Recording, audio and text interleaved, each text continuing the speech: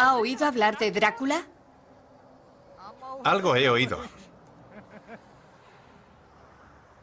Pero no sé quién fue. ¿Un vampiro? Sí, sí. ¿Nos puede contar algo sobre él? Algo puedo contar. Pero ahí viene el autobús.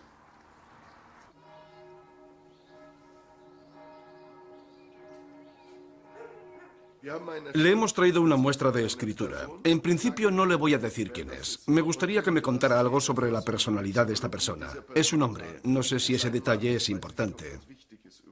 Sí, es un detalle importante para distinguirla. ¿Necesita saber qué edad tenía cuando lo escribió? Sería muy útil. Creo que entre 35 y 40 años. Ah, se trata de un hombre joven. Bueno, entonces manos a la obra. 2 muestras.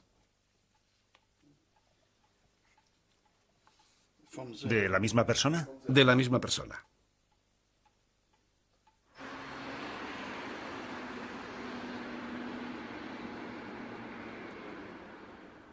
La capital está estrechamente relacionada con el nombre de Vlad Tepes, el empalador, conocido con el sobrenombre de Drácula. Fue la primera persona que emitió un documento en el que se menciona por primera vez el nombre de Bucarest, el 20 de septiembre de 1459. Este documento representa el primer testimonio de la fundación de Bucarest, y el hecho de que el gobernante viviera en Bucarest indica que esta ciudad ya era la capital de Rumanía. ¿Y este es el retrato de Vlad el Empalador? Este retrato es una copia. El original se encuentra en el castillo de Ambras, en Austria, pero es el retrato más conocido de Vlad el Empalador. ¿Por qué no está el retrato original aquí, en este museo? Es patrimonio del Estado austríaco desde hace mucho tiempo, del castillo de Ambras. ¿El museo nunca ha intentado recuperar el cuadro? No, nunca.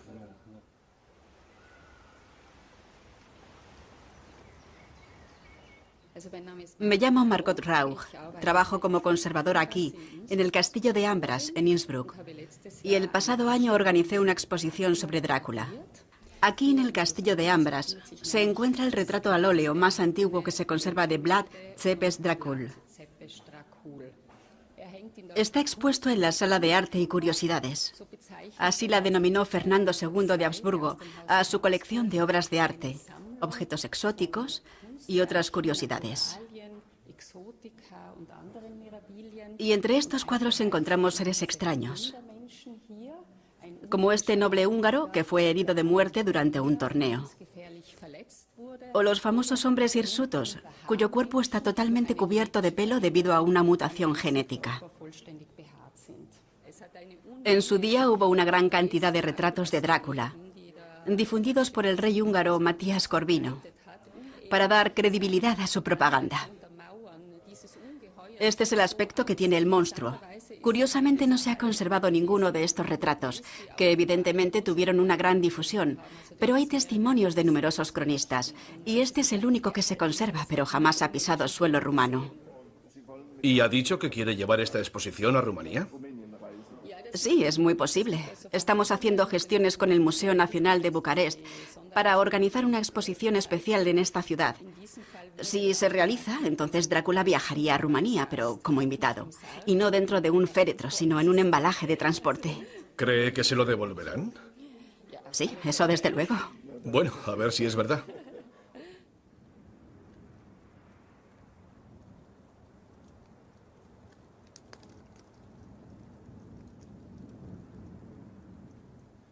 El fenómeno del vampirismo se popularizó entre nosotros tras la publicación en 1896 de la novela de Bram Stoker. Bram Stoker era un escritor neogótico, romántico, al que le gustaban los misterios, los castillos y los vampiros.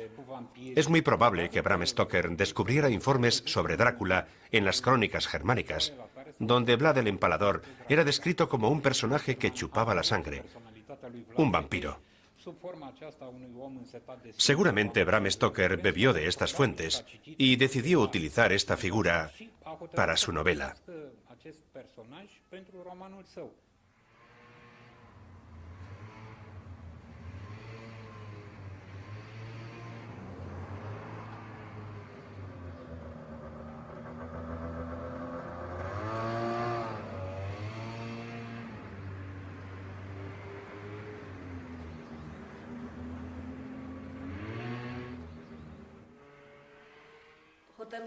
El Hotel Drácula pertenece al circuito turístico hotelero de Europa. Aquí llegan turistas de todo el mundo. Nuestro hotel fue proyectado en la época del difunto dirigente Ceausescu, siguiendo la descripción del libro de Bram Stoker. Para los turistas que nos visitan hemos amueblado una cámara, una sala, inspirada en la leyenda de Drácula. Ahora mi compañera les conducirá a la cripta, donde podrán ver unas representaciones de la vida del conde Drácula.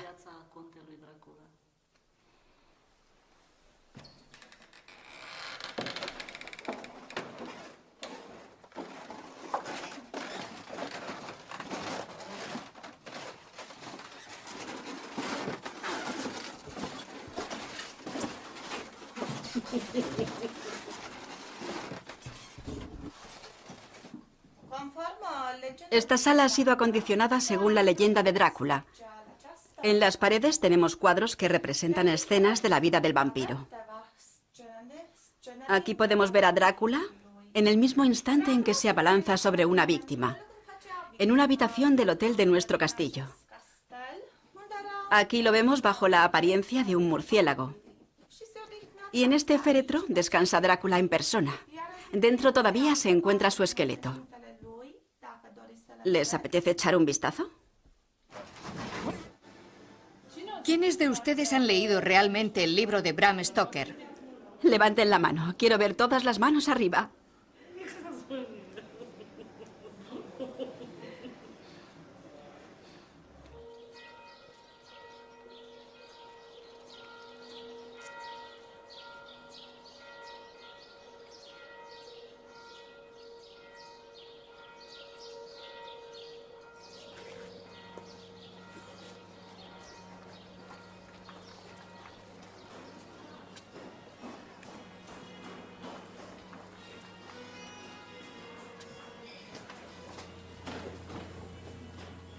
Buenas tardes.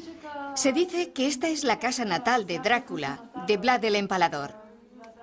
No, tan solo vivió aquí. ¿Solo vivió aquí? ¿Entonces no nació aquí? No. Además, eso lo pone en el letrero de la casa. Que solo vivió aquí.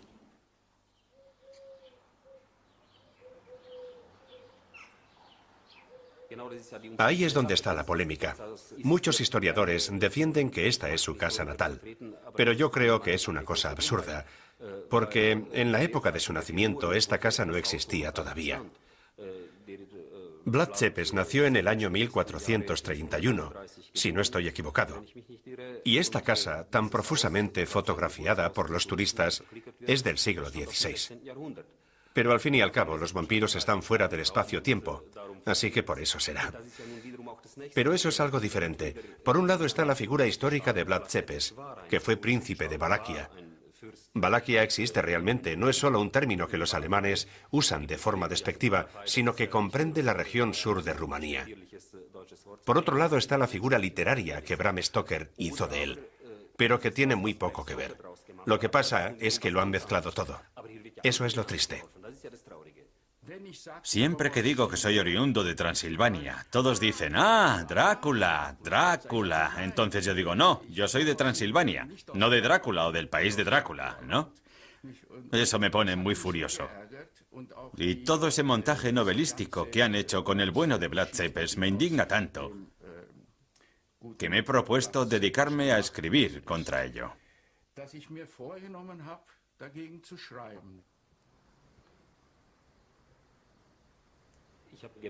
A mí me parece injusto. Es una ciudad que fue construida por los sajones de Transilvania y todavía hoy conserva un encanto muy especial, si bien los sajones de Transilvania son una minoría en retroceso en esta zona. Pero yo creo que habría que hacerles justicia. Aunque los sajones de Transilvania solo representen el 2% de la población total de la región, la arquitectura y la comarca en general, con sus iglesias fortificadas, son recuerdos de su cultura. La actual sociedad rumana debería hacerles justicia. Hasta querían hacer un parque temático sobre Drácula en Salzburg. Pero ahí nos defendimos con uñas y dientes, hasta se involucró el mismísimo Carlos de Inglaterra. Y al final lo conseguimos. Por aquel entonces yo escribí en la prensa, hablé por la radio y así. Pero muchos otros también protestaron, y todas las parroquias, diciendo que se podían ir al diablo con su parque temático. Y lo conseguimos. Renunciaron a aquel proyecto supuestamente por motivos comerciales. La ciudad era pobre y lo sigue siendo hoy en día, y se saca mucho beneficio con el turismo relacionado con el mito de Drácula. Por desgracia, la ciudad está impregnada de toda esa cursilería. No hay más que darse un paseo por la plaza del castillo para comprobarlo. Es sencillamente vergonzoso y, lógicamente, los que todavía viven en este lugar están indignados y enfadados. He vivido con el miedo constante de tener que abandonar este lugar. Aquí tenemos nuestro castillo medieval, nuestra iglesia, nuestra parroquia, y están también las sedes de otras instituciones.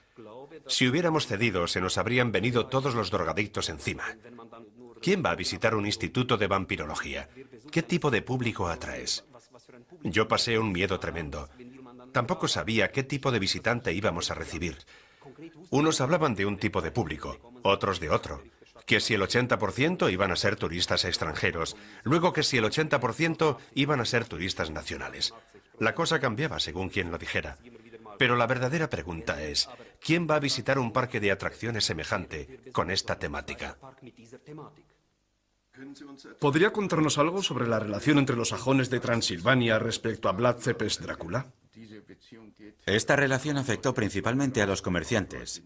Eran los comerciantes más ricos de la zona. Transportaban su mercancía hacia Oriente, atravesando Valaquia, por el Danubio hasta el Mar Negro y llegaban a Estambul. Y Vlad se lo prohibió e introdujo el derecho de depósito de mercancías.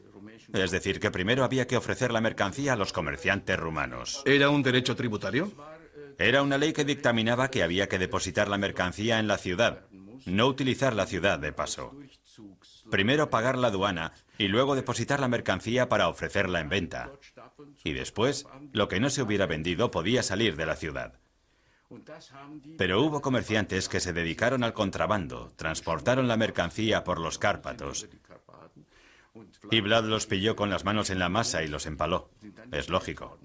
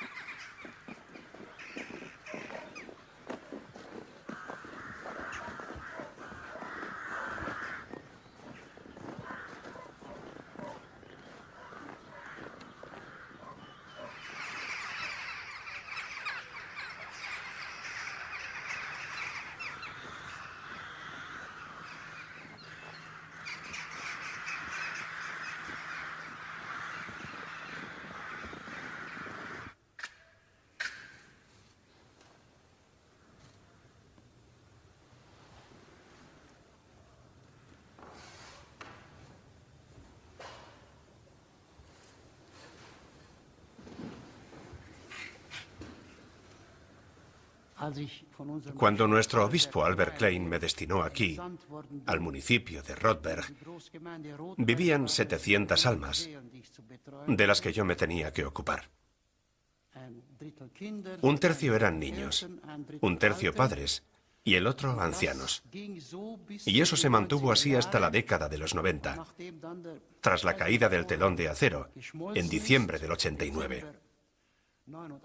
Y no fue una revolución de terciopelo, precisamente. Hubo más de 1000 muertos y 6000 heridos. Es decir, entre 20.000 y 30.000 personas tuvieron que llorar a sus parientes muertos, y todo el país sufrió mucho. Tras la caída del telón de acero, se marcharon casi todos los sajones transilvanos, no solo de nuestro pueblo, sino de toda Transilvania. En un solo verano se desvaneció toda nuestra historia.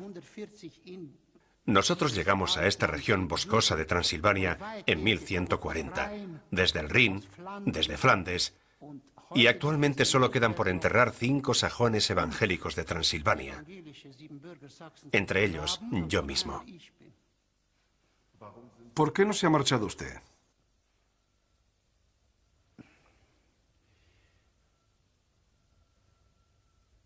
Porque esta es mi casa.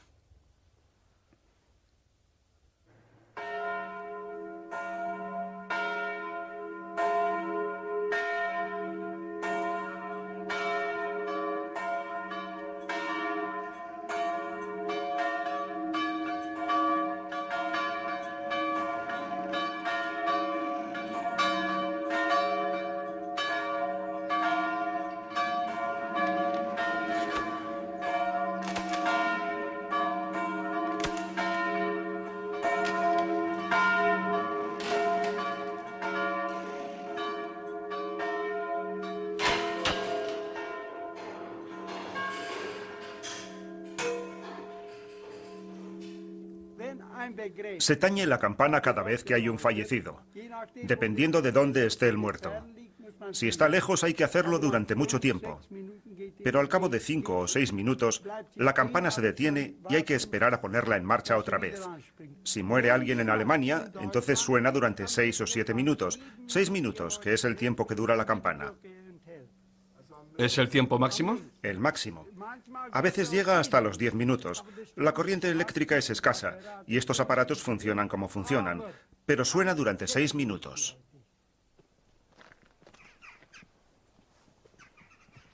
Mire, mire, la perra nos está siguiendo. ¿Cómo se llama la perra? Tina. ¿Cómo? Tina. Ah, Tina. Mire, se quiere venir con nosotros a la iglesia. ¿Es una perra alemana? Es una perra alemana. Solo le hablo en alemán. Una iglesia enorme y vacía. Antaño nos reuníamos 3000 fieles, todos alemanes. ¿Qué sabe usted de Drácula? Fue... nada. Absolutamente nada. ¿Cómo es posible? Hay mucha gente que viene a Rumanía por el asunto de Drácula. Sí, pero nunca he visto esas películas. Recibo la televisión alemana y veo películas alemanas. Alguna vez he oído decir que era... pero qué va. ¿Ha oído hablar de las cosas que hacía? No, para nada. Nunca me ha interesado. Seguro que mis hijos lo saben, pero yo... Aquí se ven programas alemanes, nuestras películas alemanas, así no hace falta leer. ¿No echan películas sobre Drácula? No. ¿Qué canales recibe usted? RTL, ZDF y... Aquí vemos de todo. Drácula. Así llamaban a Vlad Tepes. Ladrón que pillaba, lo ensartaba en una estaca. Así no había tantos robos. Como digo, no lo conocían como Drácula, sino como Vlad Tepes. Luego lo cambiaron, pero eso es cosa del pasado. Un pasado muy malo. También hizo otras muchas cosas. No podía ni ver a los ricos, quería destruirlos. Digamos que era un comunista, por así decirlo. Quería hacer desaparecer a todos los ricos. ¿Hay vampiros aquí en Transilvania? No, no. No hay ninguno. No tenemos esas cosas. Eres una pillina. Sí, sí, eres mi perrita. Te quedas conmigo, ¿eh? Tú eres mi perrita. Ven acá. Ven, ven acá. ¿Por qué tiene el hocico quemado? Los rumanos dicen que hay que quemar a los perros con hierro candente para que no caigan enfermos. Y esta no se ha puesto enferma nunca. Tiene 10 años, si no más, y nunca ha estado enferma. Mire, mire. Tiene algo en el hocico. Sí. Creo que me tiene un poco de miedo. No, solo quiere que la acaricie. ¿Qué va? Enséñeme la cicatriz, donde tiene la parte quemada. Ven acá. Mire. Aquí. Venga, venga. Mire. Mire aquí. Mire cómo está quemado. Lo hizo mi hijo, con un hierro al rojo vivo. La quemó aquí y también le achicharró las fosas nasales. La verdad es que la quemó a conciencia. Lo que ve aquí es típico. O exótico, si usted lo prefiere. Por decirlo de alguna manera, puede que también tenga algo que ver con Drácula, en el sentido de que aquí se vive una realidad que es bastante irreal. Eso es Drácula para mí. ¿Qué hace usted cuando no viene ningún feligrés a misa? ¿Se queda usted solo? Suelo estar solo delante de los bancos vacíos. ¿Sucede con frecuencia? Prácticamente siempre. Nunca viene nadie. Es que ya no queda nadie. Y solo he tenido que introducir una modificación en la fórmula litúrgica. Hay un momento en el que el cura se da la vuelta hacia los feligreses y canta: «El Señor esté con vosotros». Eso lo canto yo, y los feligreses deben contestar: «Y con tu espíritu». Pero no me contesta nadie. Entonces canto para mí mismo: «El Señor esté con vosotros, y con mi espíritu». Entonces digo: «Oremos», y entonces yo rezo. Cada feligrés recibe un féretro. La iglesia evangélica corre con los gastos. No es ningún secreto. Los rumanos no reciben ningún féretro. ¿Ya está seco? Sí, completamente seco. ¿Cuánto cuesta un féretro así? En divisa rumana no sabría decírselo. ¿Y en euros, si yo me comprara uno para mí? No, no se venden. En Hermannstadt puede comprarse todos los que le vengan en gana, allí donde está el tanatorio. Pero este no. ¿No puedo comprarlo aquí? No, no, no, no lo permito. Porque usted no ha aportado dinero aquí. Y a los rumanos tampoco se los vendo. Solo son para los sajones alemanes. Solo para los sajones.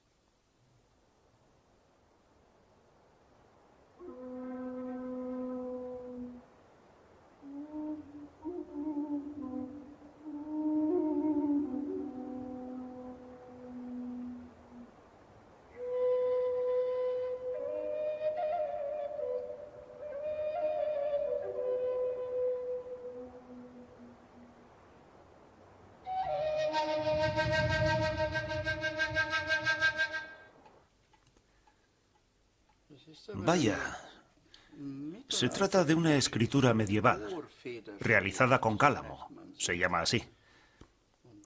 Y podría remontarse al siglo XVI o XVII. Desde luego no es de ningún contemporáneo. No es contemporáneo, no. Ya no vive, al menos eso dicen.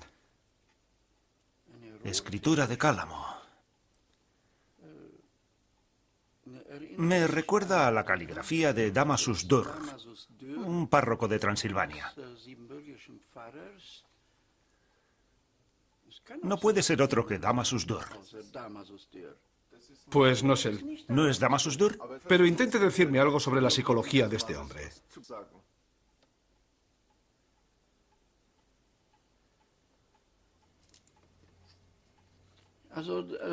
Bueno, de la psicología de la letra, es decir, de su comportamiento, solo puedo entrever una cosa, una predisposición interior, una actitud vehemente, que diríamos en Transilvania.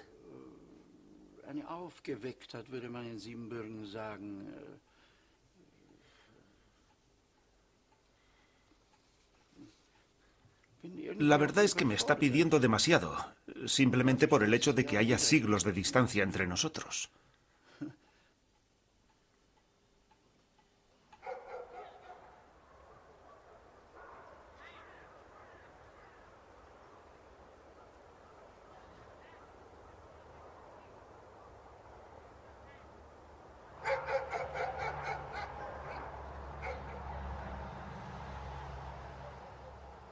Me llamo Vittorio Valerotti y soy de Italia. Soy catedrático de Pedagogía del Arte y comisionado de otros catedráticos. Llegué a Rumanía, no sabría decir exactamente por qué, pero al fin y al cabo aquí estoy. Porque es un país muy interesante, con un encanto especial. Transilvania, los vampiros, territorio de guerras, Sajonia, los romanos, los dacios, los cristianos, los turcos, los nazis y los comunistas, incluso el ejército ruso. Es un país extraordinariamente bello. Aquí todo es una especie de exceso salvaje.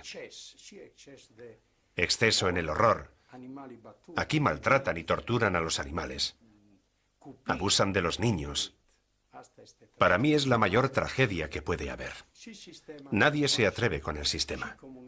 Ni el gobierno ni la Unión Europea hacen nada al respecto. Por eso abunda la magia negra, y hay muy buenos exorcistas. Pero la magia negra es practicada principalmente por los gitanos. Y creo que eso es lo que fomenta la leyenda negra del país. Nos han contado que Drácula era romaní. ¿Qué? ¿Es cierto que Drácula era romaní? Sí, era romaní. ¿Es verdad? ¿Que sí es verdad? ¿Se refiere a Vlad Tepes, el empalador? Eso es lo que he leído sobre él. ¿Hay vampiros por aquí? ¿Vampiros? Sí, vampiros. No, yo no he visto ninguno. ¿Y qué pone en ese cartel publicitario? ¿Qué es eso? ¿Cartel publicitario? Ah, ese de ahí. Nos lo ha regalado alguien para hacer publicidad. Alguien de allí.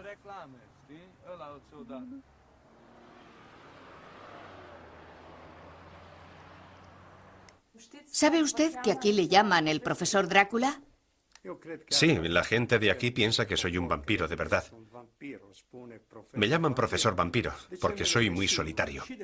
Y a menudo salgo a la terraza durante la noche. Mi terraza da directamente al cementerio. Cuando pasa alguien por allí y me ve solo, con el cigarrillo, se pregunta, ¿pero qué pinta ese ahí? Tiene que ser un vampiro, seguro que sí, ¿comprende? Pero, ¿qué es en realidad un vampiro? Un vampiro es alguien que está condenado a vivir eternamente sin encontrar la paz. Los vampiros están en contra de la vida, chupan la sangre al prójimo y lo convierten a su vez en vampiro. Por ejemplo, ¿quién podría ser un vampiro? Un vampiro fue Adolf Hitler, o ese tipo, Vlad el Empalador, por el que existe en Rumanía todo ese culto a Drácula. Pero también es un personaje singular para la humanidad, porque no es una vulgar marca comercial como Adidas o Puma. Si Drácula fuera como Adidas o Puma, ¿escupirían cuando lo oyen mencionar? No, ¿verdad?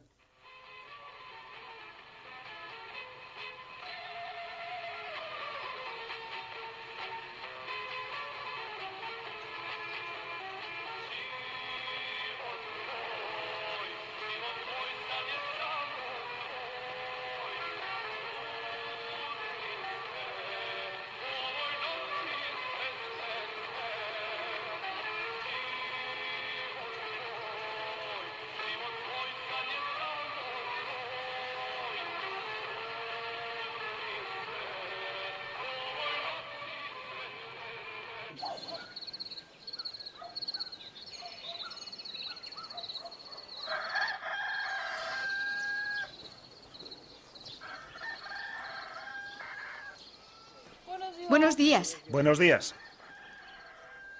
¿Cómo se llama este pueblo? Vlad Cepes. Vlad Cepes. Sí, ¿Y por qué se llama así? porque en alguna ocasión estuvo aquí el príncipe Vlad el Empalador. ¿Y por qué no se llama Drácula? Porque al principio se llamaba así. Drácula se le llamó más tarde. Tal vez acaben cambiando el nombre del pueblo. ¿Y cómo se vive aquí? Muy bien, el que trabaja puede comer, el que no se pasa el día mirando.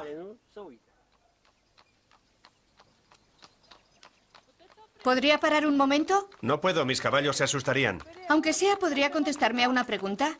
¿Podría decirnos por qué este pueblo se llama Vlad Cepes? Porque lo llamamos así.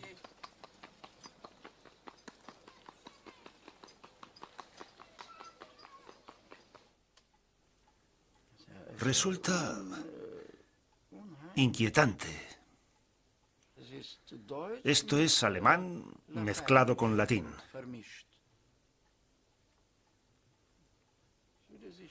Merecería la pena descifrar una frase o dos, pero en realidad tengo que concentrarme en la caligrafía, ¿no?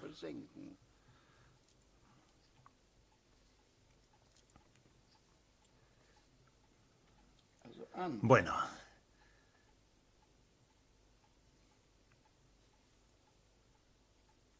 Para empezar, hay muchas abreviaturas. No me veo en condiciones de descifrarlo. Aliquid. ¿Qué es esto? Aquí pone que está alicuado o algo así.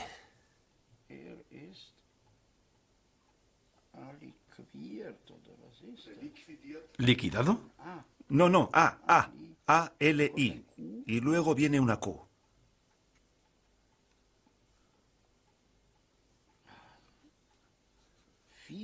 Es mucho más difícil que leer a Damasus-Dur, o sea que no es Damasus-Dur.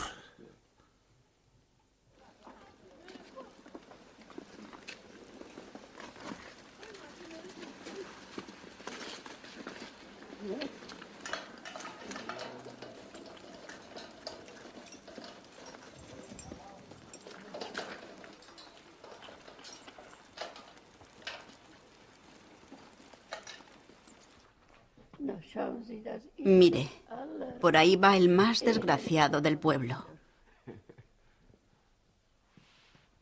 ¿Ese de ahí? Sí. Vendió todo el patrimonio que le dejó su padre. Solo le quedan una mesa, 2 sillas y el horno. ¿Qué sabe usted sobre Drácula? Sé más bien poco. No lo sé. Ni siquiera me gusta el nombre. Tuvimos un libro de lectura en el que aparecía su foto. Como era tan malo, le sacamos los ojos.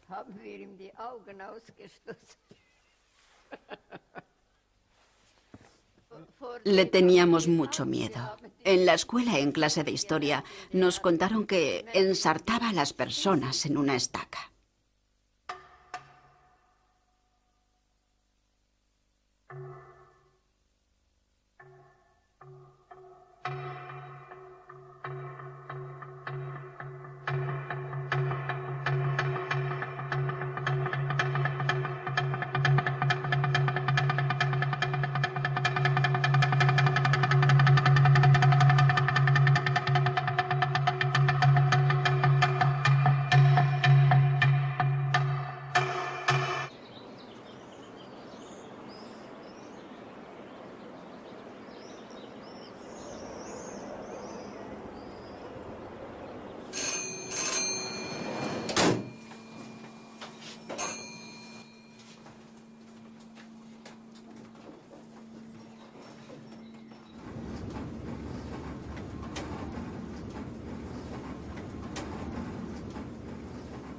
Hemos leído que Vlad Tepes, Drácula, empaló aquí arriba, en el monte, a mucha gente. Sí, es cierto, y con razón. Y ya podía haber empalado tranquilamente a unos cuantos más. Ojalá estuviera ahora, porque hay muchos que deberían ser empalados. Sí. Le harían falta un buen montón de estacas. Necesitaría muchas, con todos los problemas que tenemos. Esto es Belvedere, y en algunos libros pone que aquí empaló a gente. Hay algunas zonas en las que se podían ver verdaderos bosques de empalados. ¿Es verdad lo que cuentan las leyendas? ¿Que después de empalar a los condenados se daba un banquete? Sí, me puedo imaginar que fuera capaz de eso. La actual Rumanía estaba entonces dividida en 3 partes. La zona sur del actual país era lo que se conocía por Valaquia. Al norte estaba Moldavia. Y donde estamos ahora era la Transilvania, el país de más allá del bosque. Y nosotros éramos el único ariete del resto de Europa contra los turcos. Ahí estábamos nosotros. Podemos decir que desde tiempos inmemoriales hemos sido el único baluarte de defensa de toda Europa. Gracias a nosotros, los Balcanes también quedaron muy protegidos. Y naturalmente, Vlad el Empalador quería proteger a su pueblo, por eso luchó valientemente contra los turcos. Eso es algo muy positivo, creo yo. Sí, así es. Y por el hecho de que quisiera aniquilar a los ladrones, a los negros, es decir, a los gitanos, no se le puede culpabilizar. En su época se decía que si alguien se tropezaba con una bolsa de dinero tirada en la calle, no se la llevaba nadie, porque en ese caso Vlad el Empalador impartiría su justicia. ¿Y cómo es la realidad hoy en día? ¿Ha estado abajo? No sé cómo demonios puede haber tantos coches de lujo por las calles.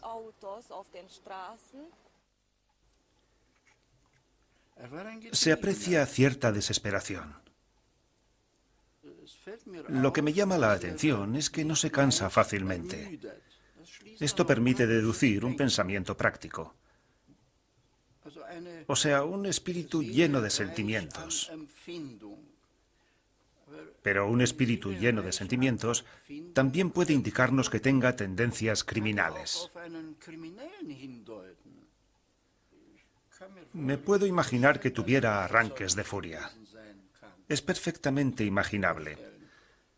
Eso se ve en estos gestos tipo.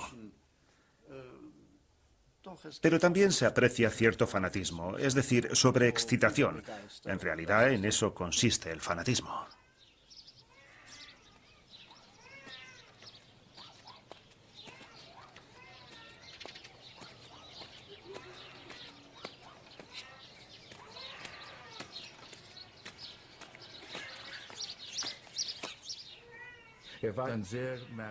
Fue un niño bastante extraño, muy solitario, pero también muy colérico, tenía rabietas.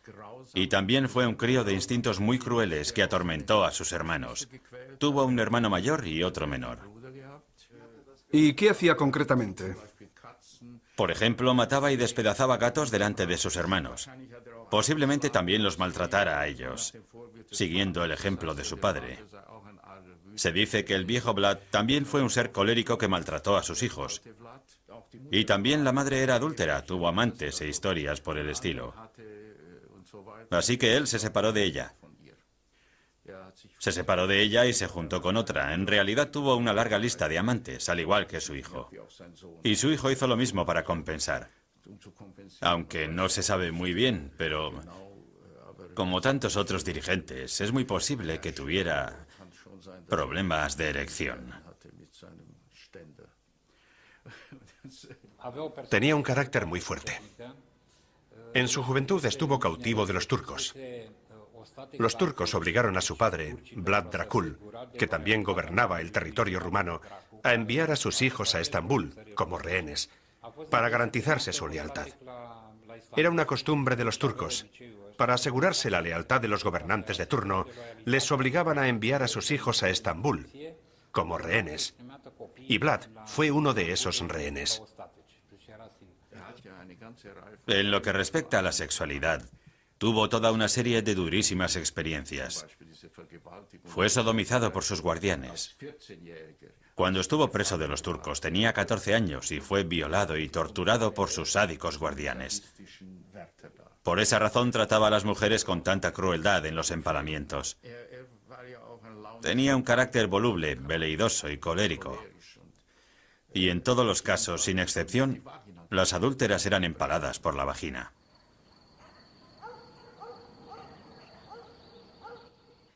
¿Qué ruinas son estas? Estas son las ruinas del castillo Poenari de Bratsetes. El castillo era su refugio y fortaleza. ¿Qué hacía aquí Vlad el Empalador? Vlad el Empalador solía refugiarse aquí. Cuando estaba en una situación sin salida, se recluía en este castillo. Era su nido de águila. Hemos leído que su mujer se suicidó aquí. Sí, se arrojó al vacío desde una de las torres. En el año 1462, el castillo fue atacado y su mujer se negó a huir con él. Pensó que no lograrían escapar y decidió tirarse desde una de las torres. Dijo, antes de convertirme en esclava de los turcos, prefiero acabar como comida para los peces. O sea que no se suicidó por problemas conyugales con Vlad el Empalador. No, no tenía problemas con él. Saltó de la torre porque creyó que acabaría como esclava de los turcos. ¿Qué opina usted de Vlad el Empalador? Personalmente, ¿qué es él para usted? Para mí fue un gran dirigente. Hoy en día no vendría nada mal tener hombres como él.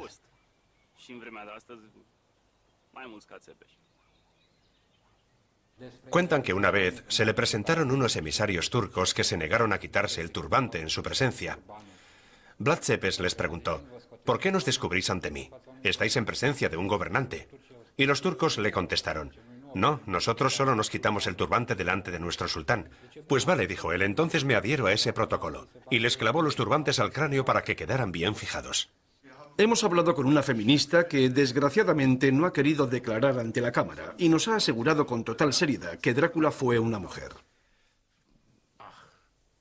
Ah, no conocía esa teoría. O sea que Vlad Cepes fue... Observe bien el retrato, es imposible. Quiero decir, no se puede descartar nada, pero eso habría quedado recogido en las crónicas. O sea que era un travesti. Ah, claro, por supuesto. En fin, no lo sé, pero... Que yo sepa, en el fondo los travestis son personas muy pacíficas. Vamos, igual que los homosexuales.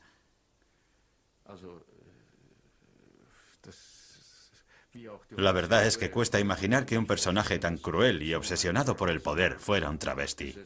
O incluso un homosexual. Los homosexuales suelen ser muy blandos. O sea que yo rechazo esa teoría, simplemente por el conocimiento de su figura y de los hechos históricos. ¿Qué va? Pero como ya digo, todo es posible. De todas formas, se habría sabido. Simplemente por la época en la que transcurren los hechos. No, no puede ser. Es una idea descabellada.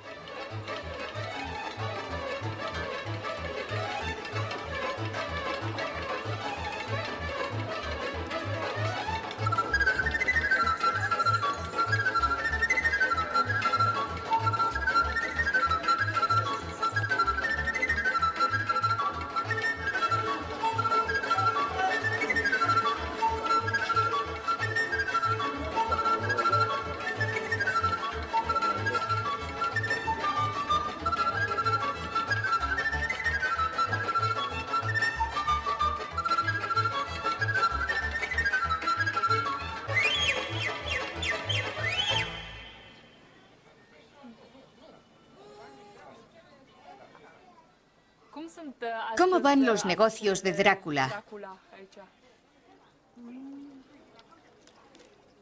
Bien y mal. Drácula atrae muchos turistas. Comercialmente bien, la maldad se vende muy bien. Vendrán muchos turistas atraídos por Drácula. Ya lo veremos.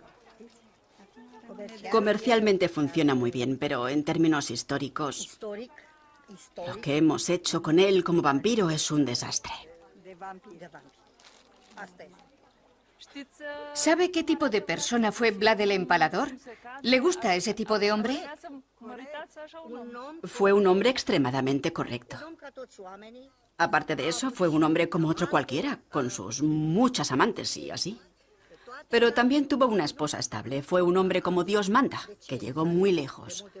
Por eso dicen ahora que nuestro país está hecho un desastre, que haría falta no solo un Vlad Tzepes, sino al menos 3 para que todo volviera a funcionar como es debido. ¿Se casaría usted con un hombre como Vlad el Empalador? No, por el amor de Dios, me casaría con un hombre correcto, sí, pero eso ya lo tengo yo en casa. Mi Vlad es tan guapo y correcto como él, y también es muy buen empalador.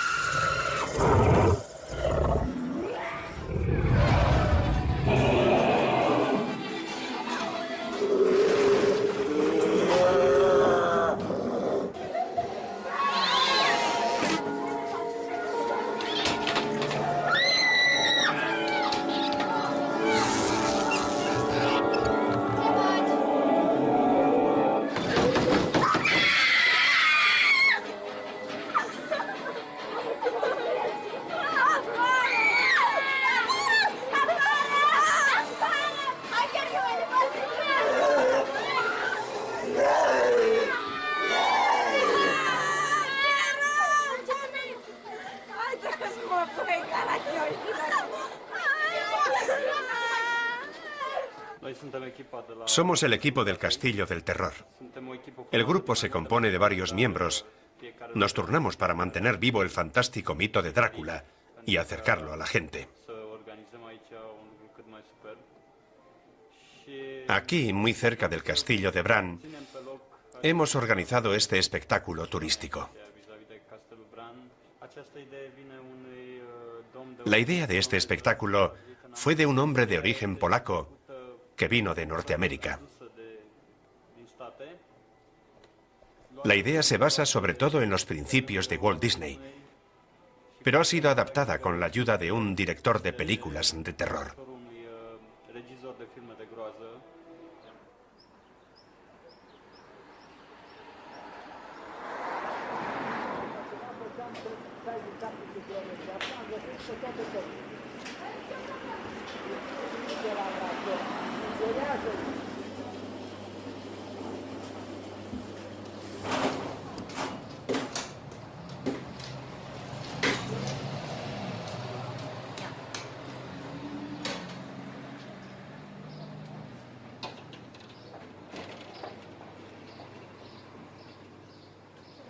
¿No le parece que tiene aspecto de estaca?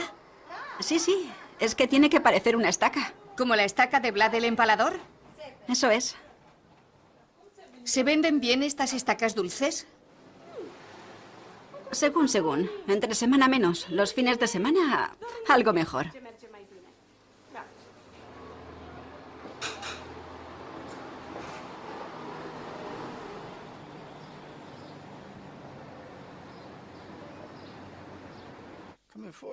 Me puedo imaginar que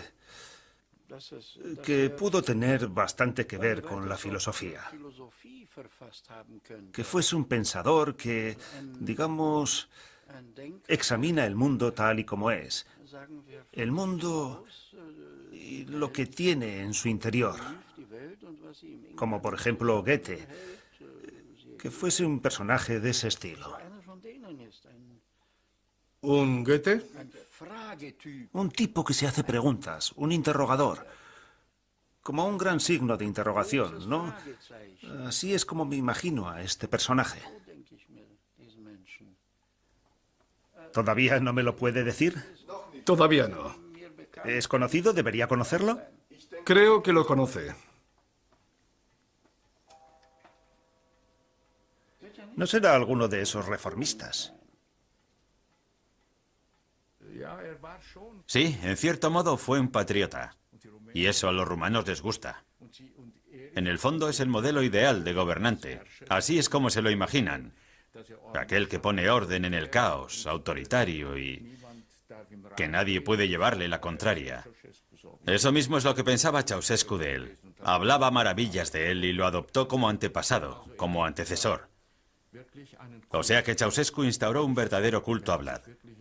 Se veía como la reencarnación de Vlad, y de alguna manera es cierto que se creó un mundo completamente irreal basado en el mito draculiano y vampírico. En el fondo fomentó un mundo vampírico que dejó a su pueblo totalmente desangrado. Incluso ejerció su influencia sobre filólogos para que mejoraran la etimología. En rumano, drac significa demonio. O sea que el nombre de Drácula, con sus connotaciones de demonio, hubo que hacerlo derivar del drag eslavo, con G. Drag significa preferible. Drácula. ¿Se acuerda todavía de los tiempos de Ceausescu? Desde luego. ¿Y cómo fueron? Algunos se sintieron cómodos. Unos pocos, a los demás nos lo quitaron todo. Hizo algunas cosas buenas, pero hizo más cosas malas que buenas. ¿Qué hizo de bueno? Bueno, se construyó mucho. Se hicieron carreteras, apoyó al ejército y derrocó a los ricos. Fue como fue.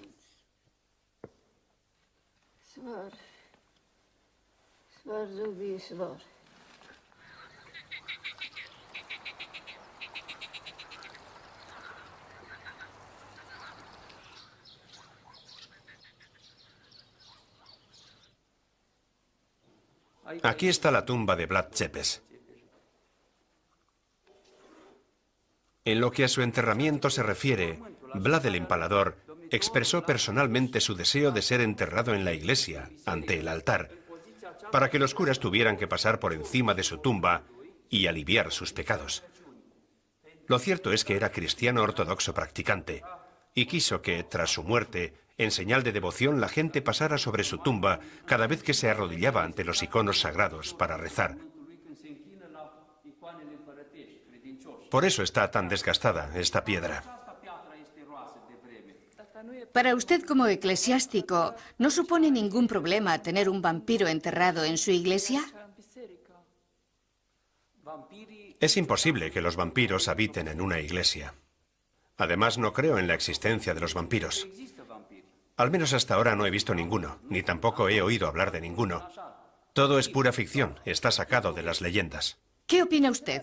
¿Por qué Rumanía necesita un nuevo Vlad el Empalador? ¿Y qué debería cambiar? Prefiero no contestar. Si apagan sus aparatos, entonces hablaré de ello. Y se lo contaré todo. Pero si no, lo siento. Apague la cámara, entonces les contaré todo.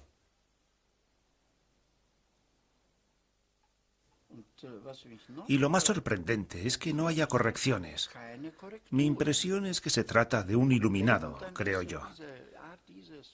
Un iluminado entusiasta, que mira al presente enfocándolo hacia un futuro prometedor. Todo irá bien. Véase Obama. Yes, we can. Es decir, que Obama podría haber escrito esto. Más o menos, yo se lo atribuiría a él. Es alguien que tiene madera de Obama.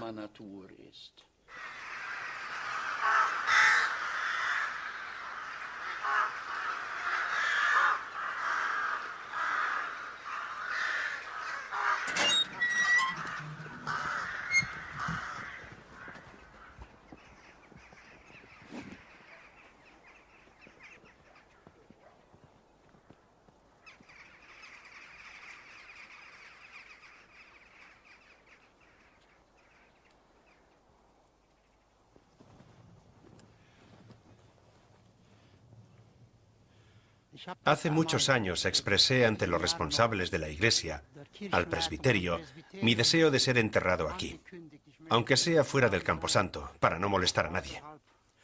Muy bien, señor párroco, muy bien, pero sepa usted que no va a estar solo. Y yo les dije, ¿cómo es eso? Pero si aquí ya no quedan lápidas. Y su respuesta fue, aquí es donde han depositado a los suicidas. Ellos no tienen derecho a una lápida. Entonces solo se me ocurre decir, escuchen, un cristiano solo está en buena compañía si está rodeado de malas compañías. En fin, yo me siento muy a gusto aquí, rodeado de suicidas anónimos. Eso ya no se hace hoy en día. Eso sí, cuando uno se quita la propia vida, entonces no suenan las campanas.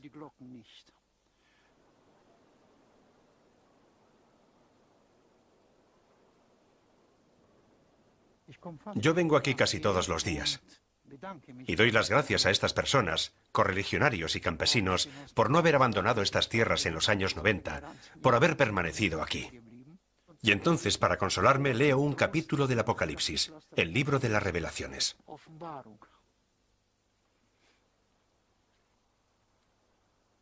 ¿Quiere que le diga quién es? Sí. Vlad Tzepes, alias Drácula.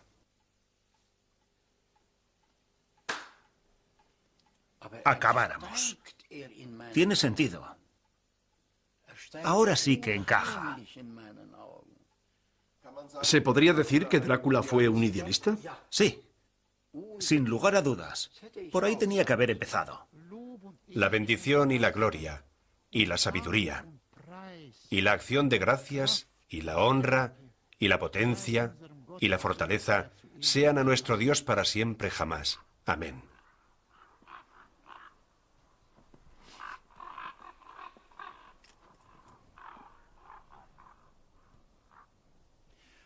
Que el Señor os bendiga y os proteja. Que el Señor ilumine su rostro sobre vosotros y os sea misericordioso. Dios Todopoderoso y misericordioso os proteja. Padre, Hijo y Espíritu Santo. Que la luz eterna os ilumine y la paz de Dios sea con vosotros. Amén. El Cuervo.